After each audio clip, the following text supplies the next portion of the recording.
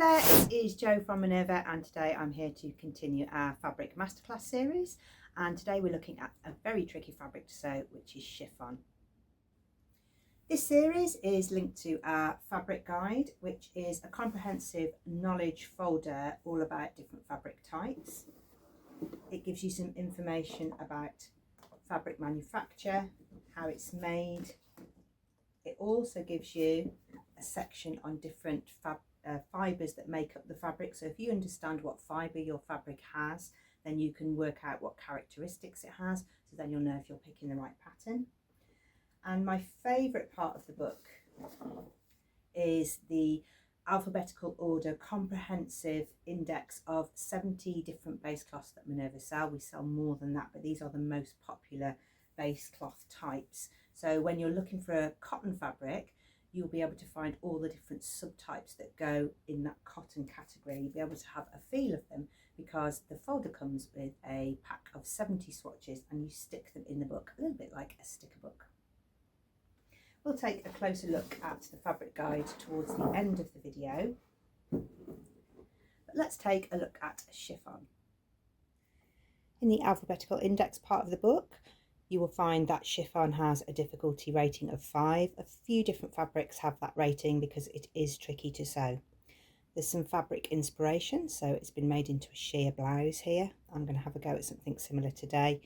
It'll give you some characteristics of the fabric, a recommended needle, which I'll show you at the sewing machine, and some details about the fabric.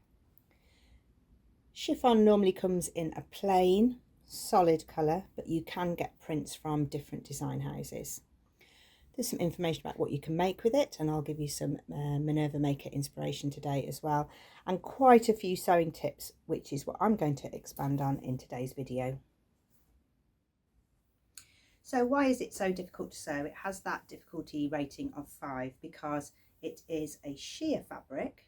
So you might need a little bit of knowledge in some previous patterns that you've made to think about what to match it with.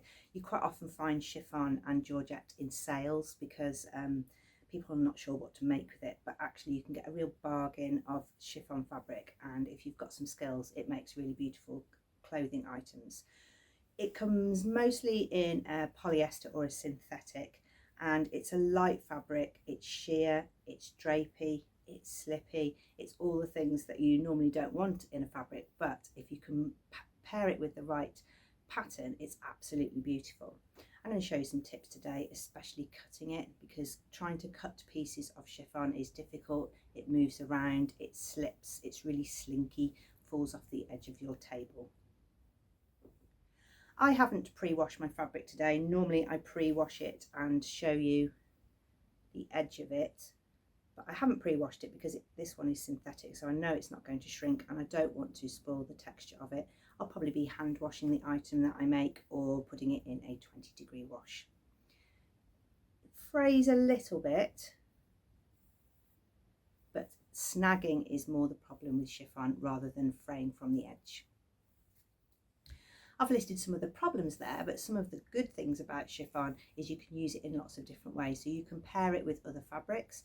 You see it sometimes used as a sheer sleeve. So you have an opaque bodice or the front of a dress and the back of a dress, but then you might use the chiffon as a sheer sleeve detail, either in a flutter sleeve or a balloon sleeve.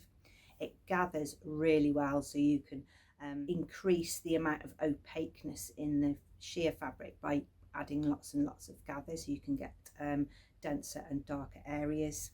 You can use it to layer up with other fabrics. So if you use a soft crepe behind a chiffon and layer your fabrics before you construct your garment, you can get a really soft finish. You can also use a plain chiffon on top of a pattern fabric, so you have a really abstract vibrant print fabric and you lay chiffon over the top. You can really smooth it out and have a more pastel finish, but with a pattern fabric in the background. It is a really clever fabric, you just have to know what to do with it.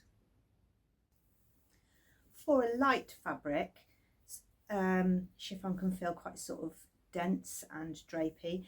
It's good for oversized garments because if you try to make something fitted in chiffon, you'll put the fine fabric under quite a lot of stress on the seam lines, which is when adding a crepe to the background will give it more strength. But if you make something sheer and oversized, it gives you the opportunity to layer it up and have something really ethereal. Because it's so fine and often synthetic, it's not great for fitted garments if it's really close to your body, because it doesn't wick away any moisture.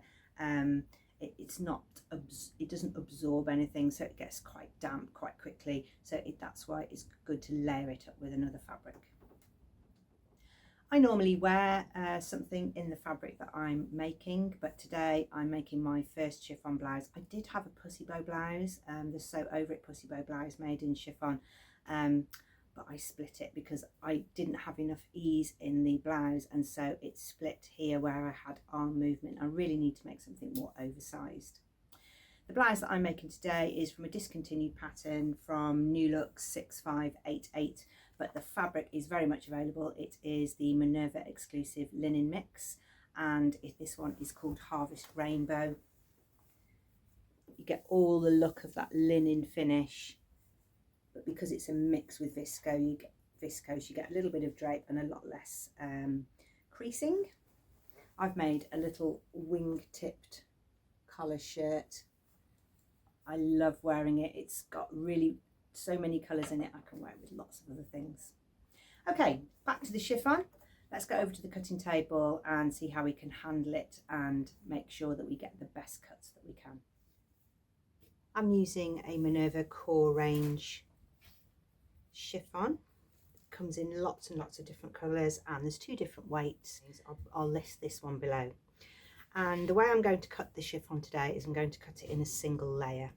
So I'm not going to show you all the pattern pieces because it's quite a lot to sort of flap around. But I'm going to use a piece of my Swedish pattern paper to help keep my fabric flat. When you're cutting in a single layer, it's easy to lose your grain line. So here's my selvage. I'm going to keep an eye on that so that I know that I'm keeping the straight grain along with the straight grain. I'm going to cut the sleeve out first, and I'm going to keep all of my fabric up on the table. And I know some people cut out on the floor, but if you can borrow a table, go round to a friend's and cut it on a flat surface, it really does make a difference. You can use some pattern weights to hold your spare fabric to stop it slipping off. And I'm going to use the edge of my paper to make sure that my fabric isn't wobbly like this, because otherwise I'm not going to get that cut straight. So I'm going to use the edge of the paper to hold down the chiffon, and because it's got that piece of paper underneath rather than a shiny table, it stays put. You want to make sure that you've pressed your pattern piece. I've put a cool iron on the reverse of the pattern piece, and I'm going to position it with the grain line running along the selvage edge. So from here to here and here to here, I'm going to make sure I've got the grain line straight. If you don't, the chiffon is movable already without it being cut slightly off grain. You can cut in a few different ways. So you can use pattern weights and cut with a rotary cutter. The advantage of this is because you're going to be cutting through the paper as well, then you won't be cutting paper with your dressmaking scissors. So I've got a blade in there which I know probably needs changing after cutting this project, so if I go through paper it won't matter so much. If you don't have set up for rotary cutting, then you can use some lace pins. They're really, really fine, and you can pin through all of the layers, the paper, the fabric and your pattern piece, really close to the edge in the seam allowance. Then you can cut your pattern piece with sharp dressmaking scissors. Everything with chiffon takes a long time. It's a slow sew. You need to make sure that you're not snagging the fabric, that everything is staying flat, it's not moving around. It will definitely take you longer to cut out a chiffon item than any other type of fabric. If you cut out in a double layer, then you have the opportunity for the fabric to slip and slide against the smooth texture. So cutting in a single layer means that you sandwich the fabric between your paper barrier and your tissue paper pattern. Cutting out in a single layer takes longer, and it's also slightly more risky because it's harder to lay out your pattern pieces to get the best placement for using the fabric. So you have to be careful that you don't run out of fabric by placing your pieces in a single layer. When you cut slowly and intentionally, but you will get the straightest edge. If you prefer to cut with scissors, again, move slowly. I'm using more of the tips of the scissors than I normally would, especially on this curve.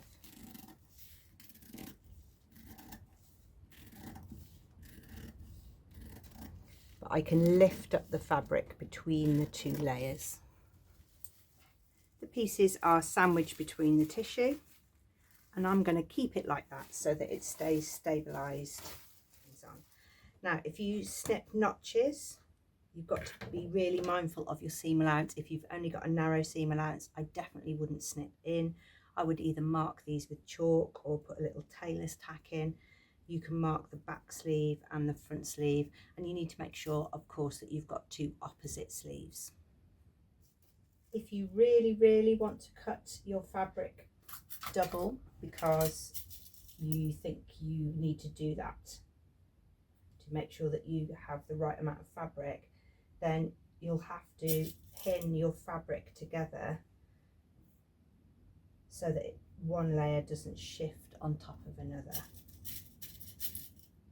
Although the other way is slower and seems quite complicated, it's actually sort of in the long run easier than trying to cut on two layers. Because here I think I've got it straight, but actually I'm starting to drift out already. If you do have a pattern piece that says cut on fold, so this is the back of my top, then ordinarily I would be putting that against the fold line. Here's the fold, but you'll be cutting it in a single layer with the tissue, marking around there, and then flipping your pattern piece, drawing out and cutting the second half. It does take a long time.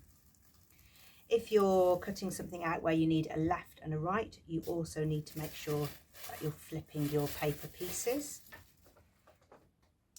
I'm going to do some machine setup now, so some samples. I might be sewing some parts of my blouse that I'm going to make today. I'm going to make a peasant style blouse, a sort of folk wear large balloon sleeve top. This has a neckline on it, and I want to show you how to finish that because making facings is a bit of a no-no with sheer because you will see it through the chiffon. The sheerness of the fabric will show everything on the inside. Let's have a go at sewing some chiffon. Just leaving my machine settings as they are for the moment. Just going to see what happens.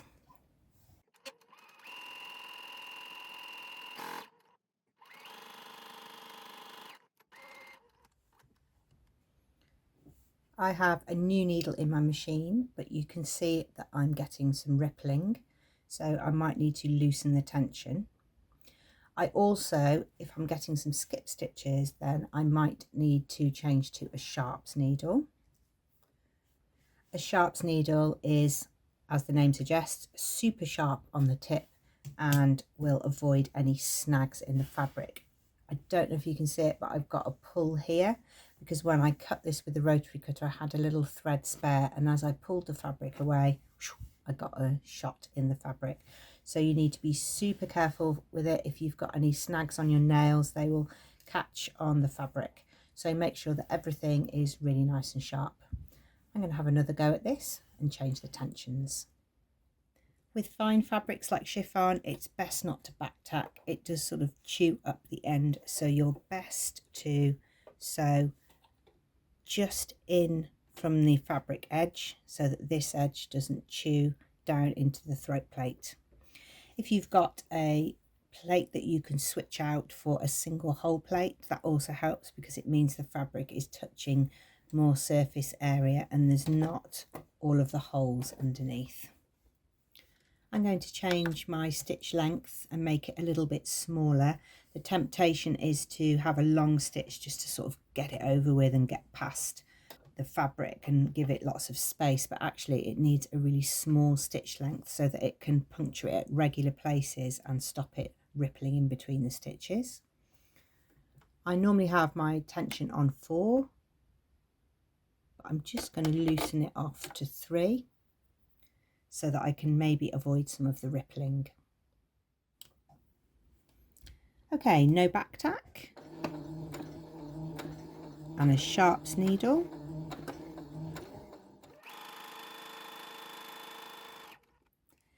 And now I've turned the stitch tension down to nearly 1 actually, so it's stopped the rippling.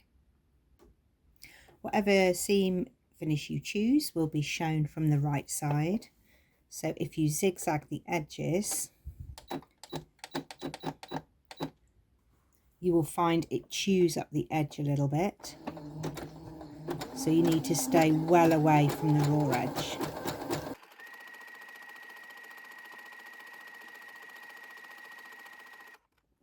You can see it's pulling the fabric a little bit, but on your press you will be able to make sure that that is nice and flat. Or you can try a French seam. I have a specific French seaming video here that you can go and check out if you want a more detailed look, but I'm just going to show you what it's like in chiffon. So you'll be noting the seam allowance on your pattern and taking the fabric through twice. So you'll put your fabric wrong side to wrong side, which always feels slightly strange, but with chiffon it's not really a right side or a wrong side, they both look the same, so you do need to be careful if you're making a right and a left of something. So take your first seam line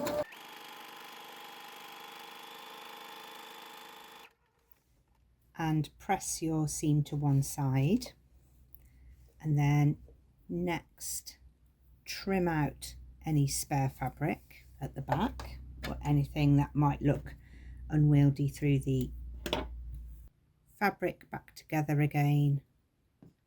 Enclose that raw edge. Depending on your seam allowance will depend how you split the difference between the first pass and the second pass. You can't just take it twice because you might take too much fabric in your seams and then you will have used up too much fabric and your garment won't fit. Pin close to the edge. Here I might have created a little snag in the fabric, so make sure you pin nice and close to the edge within the seam allowance. Some people use clips, but I find those a little bit weighty on a chiffon, so these lace pins are perfect because they're really light and they don't move the fabric into places that I don't want it to go. Take your second pass and press again. So from the right side you want it to look like this part here, where all of the raw edge is enclosed in that little sandwich you made on the reverse. Things to avoid are if you didn't trim it out and some of this was poking out, then you'll get little threads coming through to the right side. So this here is a bit of poor French seaming, or here you've got quite a big bit of seam allowance poking through to the right side. So this bit here is what you're aiming for, so that when you look through the fabric you just see a darker opaque line. If you've zigzagged it, then you will see this through your fabric. You'll see all the little frayed ends, the edge where it started fraying, and anywhere that the zigzag has nipped the edge of the raw edge in. So it's best to use a French seam technique. I had a go at sewing chiffon on my overlocker I didn't film it because I just spent about 20 minutes just going through on all different settings. It really ripples the edge. It feels far too harsh. Just the speed of the feed dogs just didn't feel like it was being kind to the chiffon. That was probably about the best I could get. But even then, the lower loopers are all too loose. So when you're working with chiffon or really delicate fabrics, it's probably best to steer clear of your overlocker and use some French seaming techniques and maybe switch up some finishes on your garment. There's a few things to consider when you're pressing chiffon. You will definitely need to turn your iron down to a lower setting and maybe do a little press test on a small piece before you try it on your garment or your piece of large fabric. When I did my final press on my French seam, that I did the little sample, I used a little bit of spray starch. So here's the first one I did. And just to avoid this little bit of rippling around here, I use some spray starch to stabilize the fabric. It will wash out, but it just helps the fabric in really slippy situations from moving around too much. And it does stabilize the fabric a little bit, and it really helps to get you to control some of the creasing in the fabric. So now I don't have any creases on that seam line. The spray starch is useful if you want to make some binding, because if you cut chiffon on the cross grain, it's really pliable and movable, and it's tricky to fold it on the ironing board. It wants to keep slipping and moving away. So to make this single fold bias, again, I'll just show you on a sample piece, but I cut a piece, sprayed it with starch, and then I was able, it felt a little bit sticky, and then I was able to get a really clean press. You might also find the starch useful if you're putting a collar or a little grandad collar, partial collar, any kind of small detail or little cuff bands. You might find it useful to put the spray starch on while you're handling those small details on your garment. Today I'm going to use some ready-made bias binding. I'm going to unfurl it and make it a single fold, because this will really stabilize the neck on my blouse. Spray starch is also good for pressing up your hem or any areas where you might need to make a fold, so say at the bottom of a sleeve that doesn't have a hemband finish, or on the edge of a button band.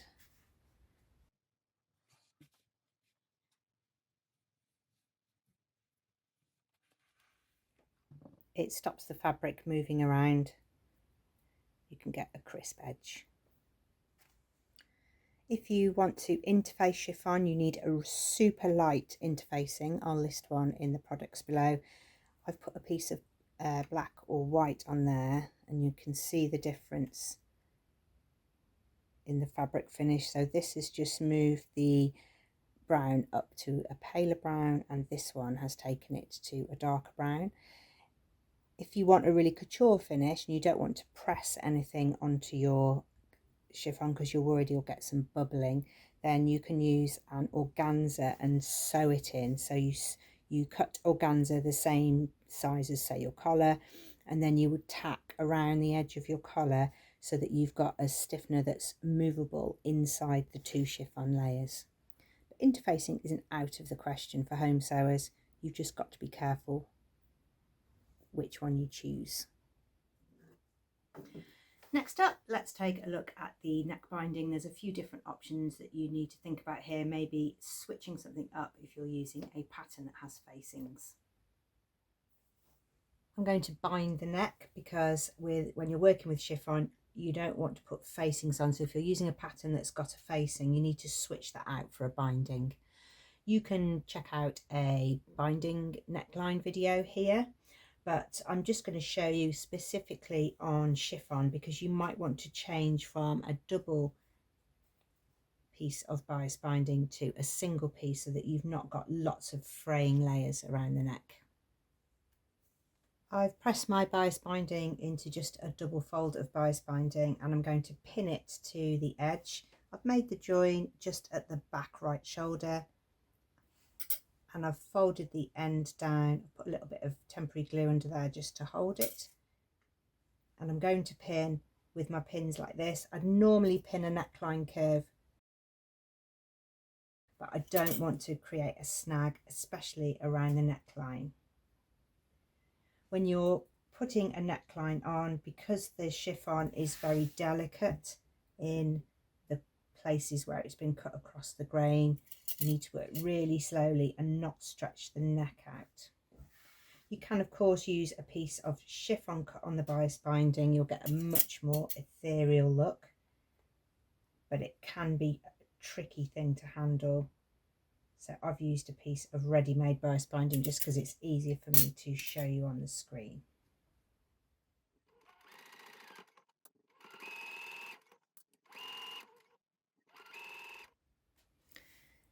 There's one thing chiffon hates, and that is unpicking, and I've just caught the neck edge on attaching that binding.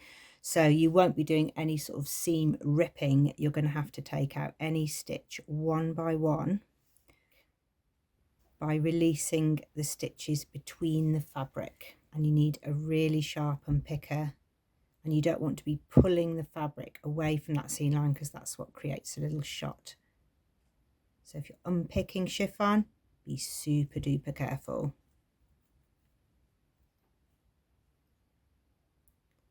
From the reverse, one stitch at a time. There we are, I'm back on track.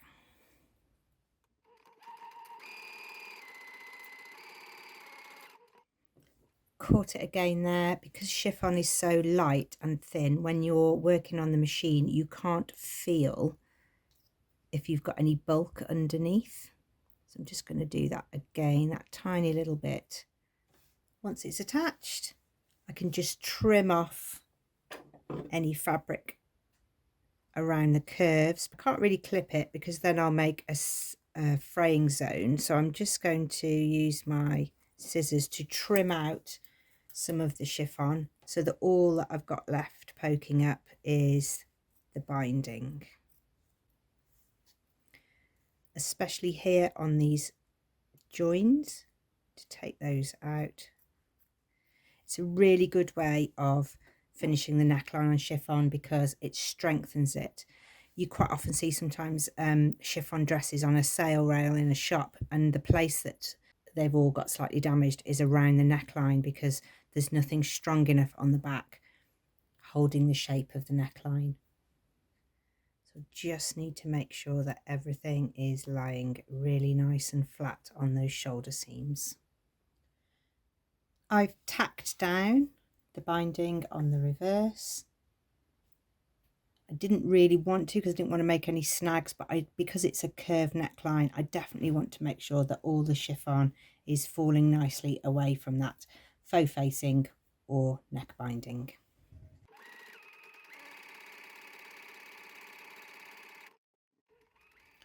You can give your neckline a final press. I could probably give that a little bit more, probably put a little bit hot there, put a few presses in, but that's the joy of sewing with chiffon, just trying to get the right finish and spending lots and lots of time. I've spent an hour and a half and I've only French seamed the shoulders and put the neck binding on, and now I'm going to work on the sleeves, so it's definitely a slow sew fabric. I'm going to put the sleeves in next. I'll show you some of the techniques that I used, and my finishing technique is going to be an elastic casing. I have inserted one sleeve. I have sewn it right sides together and I have zigzagged it. You can French seam a sleeve, but it takes a little bit of explaining, but I do have a video on it here if you want to go and check it out. I also find as well, if I'm trying to French seam a shoulder that's all gathered, there's too much fabric to sort of roll into the French seam. So for this gathered head version, I have zigzagged it, but if you've got a smoother, more eased in sleeve, then you can go and look at the French seaming video. And a top tip that I use quite a lot is to press up my hems before I sew the side seam. It's pressed up ready, because once I've joined that into a circle, it's harder to press up the hem when you're trying to get the iron tip into the end of a circle. It's easier to do it flat. It meant I could use my hot hemmer to get a really accurate line. I put a little bit of spray starch on there so it's nice and stable. That's going to be an elastic casing.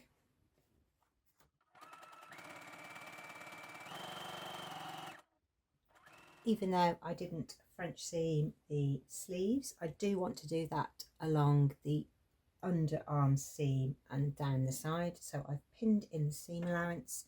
I've got wrong sides together, so you'll see the right side of the fabric showing. It feels counterintuitive because you keep thinking you've put the pieces the wrong way round, but I'm going to sew that, trim it out, and then take my second pass just like we did in the sample sew. You've got a few different options for hemming. I'll go through a few of them. I'm going to use a narrow hem edge on my blouse, but you can try the double folded method with some starch, or you can use a ribbon edged hem. This is the narrow edge hem technique. So you're going to fold your fabric in a narrow hem and sew quite close to the folded edge. And this is going to be your first pass on the machine, and then the second one will enclose the raw edge. When you've done the first pass, you then trim out the spare fabric so that you can turn your hem one more time and then sew in that same line on your second pass. You'll get one line of stitching on the right side, and hopefully your second line will be disguised amongst the first line.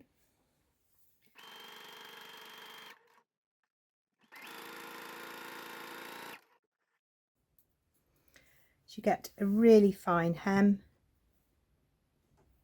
and hopefully your stitch line is very close to your previous one, but really it doesn't matter, because from the right side you'll just see that hemline really close to the edge of your fabric. I've got an elasticated cuff. You can put little mini cuffs on there, gather the edge. You may need to stabilize your fabric if you're making a little mini cuff, so be careful what color interfacing you choose. You can also use a ribbon edge.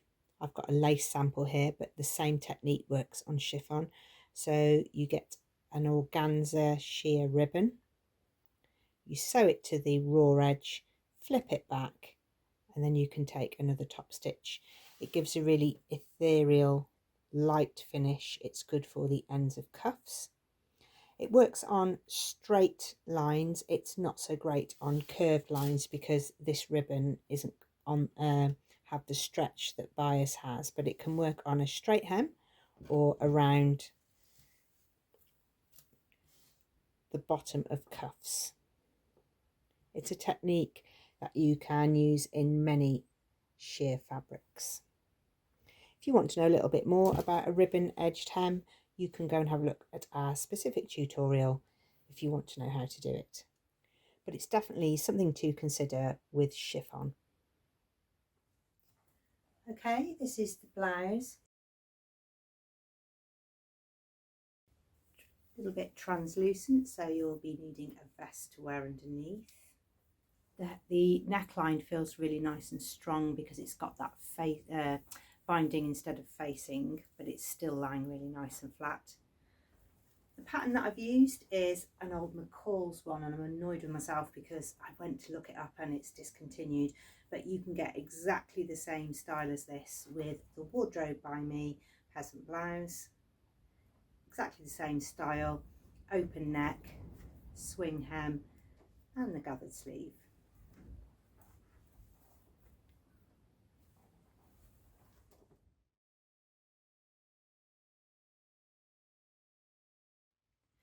I didn't use darts today on my top. It's quite an easy top with a swing fit, but if you're needing to create darts, then you might need to consider a few things about the sheerness of the fabric. If you make a dart in chiffon, it's best to press it going down your body so that the flap is going down towards your waist. I kind of quite like just the see-through nature of the construction of chiffon, so I quite like that you can see the dart, but some people don't. So if you want to split the dart on the back, it's quite a couture thing to do. It does take quite a bit of time. You can split the dart and take some of it out so you get an even amount of fabric, and you can hand overcast the edge. You don't want a knot, so once you've done your first couple of stitches and knotted off the end, you remove the knot because you don't want a little bubble showing through.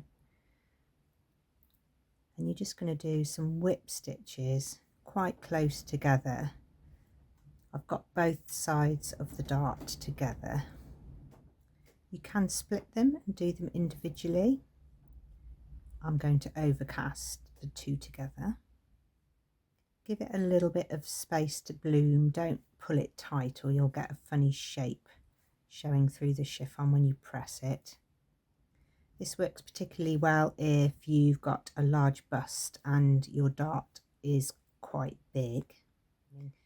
So this just takes the bulk out of a larger dart, or if you want a really finesse see-through finish. You can see it there.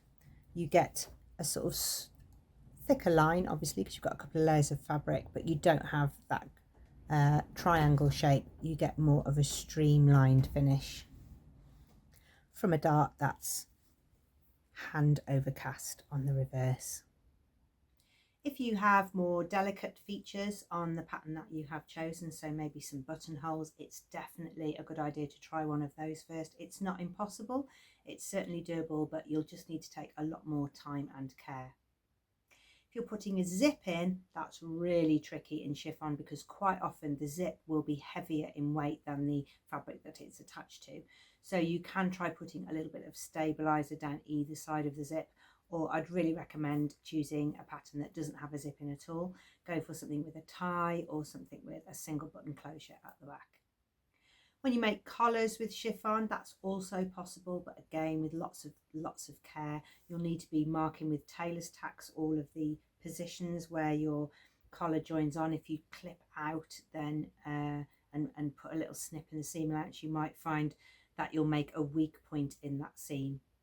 You might be interfacing with an organza, that's a sew-in layer, or you might have a go with some iron-on interfacing, but again, you'll definitely need to test a little piece first. You can line chiffon with lots of other different fabrics, so you can use just a lining fabric that matches the colour. You might want to maybe get some samples. Minerva do a sample service because when you put another colour behind chiffon, it does change it slightly, and if you've got other parts of your pattern that aren't lined, then you'll definitely get a colour change. I really like lining chiffon with a soft crepe lining because they both have the same hand. If I use a Haboti lining or an acetate lining, they just feel, the one feels crisp and the other feels drapey, and so they feel a little bit unusual together. But a soft crepe works perfectly. It's got the same sort of smooth texture and the same kind of weight, so it's easy to put together. If you're going to use lining, then it's a good idea to cut out your piece. So say you're making a bodice, so you cut out the bodice, you cut out the lining piece, and then you tack them together and treat them as one piece of fabric. If you would like to explore more fabric types, then take a look at the Minerva fabric guide. There's a couple of videos that support this, so you can have a more in-depth look and a chat about it. There's one with Vicky and there's one with me, and we both take you through what's inside the guide. It gives you lots of information about how fibres are made. Really great information here about its weight versus its thickness, and that will definitely help you to understand the hand of the fabric when you see it online. The last section is the section where you'll have 70 little swatches to put into your book, like a little sticker book, and you can stick those in. The QR code is really handy because if you scan the QR code, then boiled wool will be filtered to your page. So if you think, oh, I really fancy making something with this, and I think I can do all of these things, or it's something I want to explore, it will filter it down so that there's only boiled wool in your search. So that is the Minerva fabric guide. My maker inspiration for Chiffon has found lots of bridal wear for overlays, overskirts or accessories. There's lots of tops with beautiful seam lines, draping necklines, and of course my gathered sleeve today. You can make items with real impact, really simple ones, or long overlays. If cosplay is your thing, then take a look at these inspirational makes that I spotted. If you've been inspired by some of those makes, then do keep your eyes peeled for Vicky's video, which will give you a pattern pairing for working with chiffon. We would love to see if you have been making anything, so do make a free account over at Minerva where you can share your makes, tell us a little bit about the fabric that you chose, how the pattern worked out for you, and it's really great to see lots of different people in all of the different styles that they have chosen. You can interact with the sewing community there too, so you can get feedback from other sewers, or you can just enjoy posting your makes. Do come back again for more of the masterclass series. There's lots more to come, but I hope today that you've seen that although chiffon is a tricky fabric to sew, that if you choose the right pattern and the right techniques, it's actually a really good value way of making something quite spectacular. Thank you very much.